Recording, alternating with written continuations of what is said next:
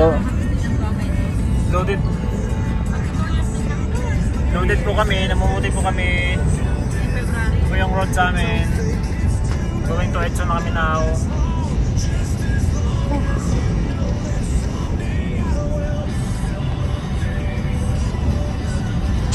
Ang kay Cherry Can, binigay natin kay ano, di ba? Kuya.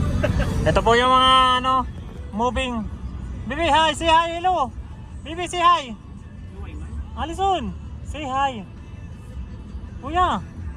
Hoy! Sorry, they are both busy. Kuya! Say hi! Busy nga sila.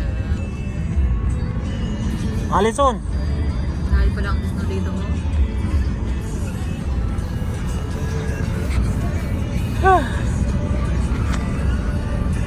Nagano ba? Okay guys, going to Edson now. Alala ko nung pumunta